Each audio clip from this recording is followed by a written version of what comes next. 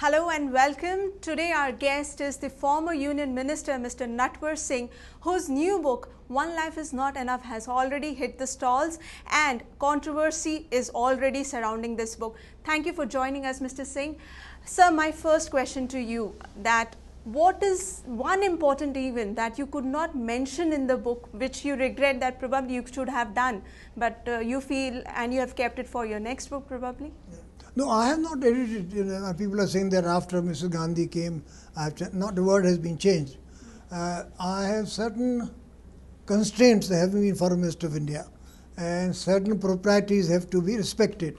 So there are several things which I can't write, and I have not written about them. So I have read a few pages of your book, but anyway I did not find any mention about the Bofors case, because you were one man who was very close to the Prime Minister, Mr. Rajiv Gandhi. So what restrained you from mentioning about that particular episode?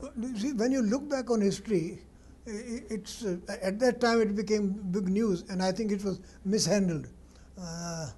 My suggestion would have been that please don't get involved in it at your level. He said no member of my family is involved. I was sitting behind him in the Lok Sabha. I said, "Kya keh rahe hain aap?" He had said it. All they were needed was to appoint a committee under the cabinet secretary, and then they'll inquire and report it to the Prime Minister. But it became such a major issue that on account of it, the Congress lost the 1989 election. It was very tragic, because Rajiv Gandhi did not take 1 rupee. So in page number 65, it's a very interesting aspect that you have spoken about Indo-China war. In that you speak about the wit of the Chinese government and also say that the Indian Prime Minister was not efficient enough with all the information. That's the reason why Indo-China war took place. Probably you implied that it could have been averted, Indo-China war that happened in 1962. Is it true? I think Pandit Jawaharlal Nehru was a very great man. There's no two doubts about it. Hero of the freedom movement, number 2 to Gandhiji in the freedom movement, and read a great deal about foreign affairs, a great author, a wonderful human being. And he laid the foundation of Indian democracy, Indian secularism, Indian pluralism, and humanism. All the dams, the IITs, atomic energy department, all he's doing. Now, on this, the foundation Indira Gandhi built up and Rajiv Gandhi continued. But he was not a great foreign minister. You see, we are not prepared for it, because Mr. Krishna Menon was the defense minister, and he had told Pandit Jawaharlal Nehru, sir, the real threat is from Pakistan, not from China. Okay. And Jawaharlal ji believed that. When Mrs. Gandhi was killed in the assassination, and at that point of time also there was certain efforts being made. Sonia Gandhi said that I do not want my husband to become Prime Minister, and Rajiv Gandhi said no, I will. So the history repeated again when Sonia Gandhi was to become Prime Minister, and Rahul Gandhi said no, you should not, you will be killed. So what do you have to suggest on that? No, I think I give full credit to Rahul, that as a son, he said, I know that you will be killed if you become Prime Minister, because my father was, my grandmother was. And as a son, I will not let you do this. And she had to agree to go along with him. And I think full marks to him as a son. So, do you think the scenario of Indian governance or government or the political system would have been different had Sonia Gandhi become the Prime Minister instead of Manmohan Singh? This is hypothetical, what would happen. And I think the UPA 1 functioned well, it was doing well. So in only UPA 2 that things started going wrong, because Dr. Manmohan Singh thought that the victory in 2009 was his. He was sadly mistaken. So you feel that had she become the Prime Minister, things would have been smoother? Do you want to imply that? No, this is a value judgment I don't want to make. But it worked very well in the UPA 1. Although he had to consult her all the time on major issues, and they met, and they had a good relationship. It's only in the after 2009 that things started going wrong, and I don't blame Sonia Gandhi for it. It's, I think, the Prime Ministers.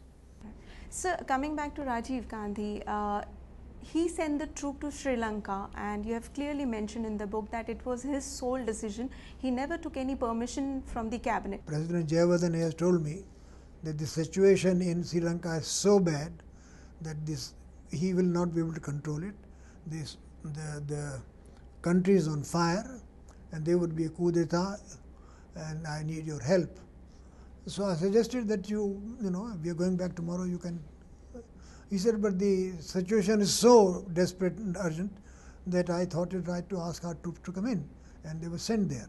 This was the reason behind it. So one thing very interesting I found in the page number 341 of your book, in which during Manmohan Singh tenure you mentioned that India did not utter a word against the US spying over a large number of countries, including India. Did you want to say that? But he didn't. The Sushma Swaraj at least said so to this Kerry, their Secretary of State, that ये हमको मंजूर नहीं है कि आप हमारे यहाँ snooping करें.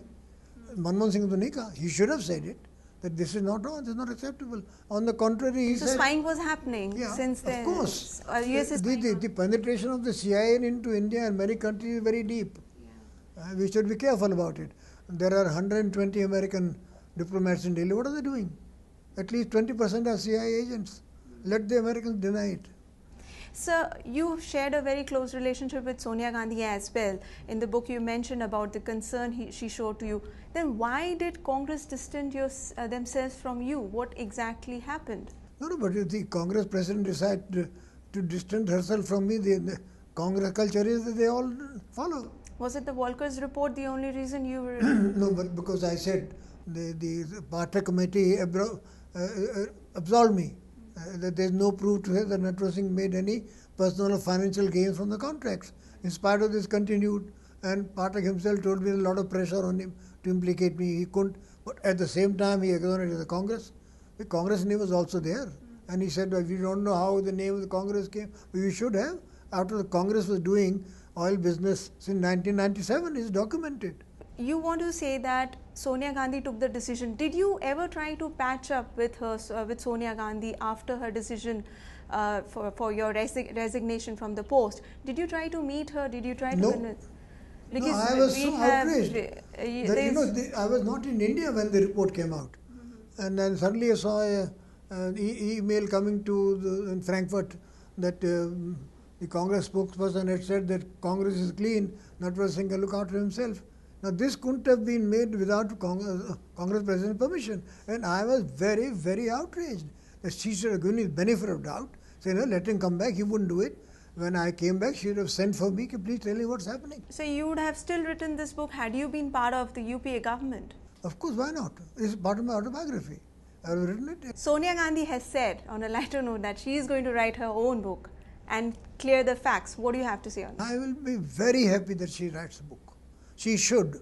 She owes it to this country that she writes an autobiography, a book. So, last question. You are planning to write one more book. What would be the content of that book? No, you see, I have been keeping a off and on diary. So my next book will be called An Irregular Diary, in which a lot of things that I have not mentioned in the book I will.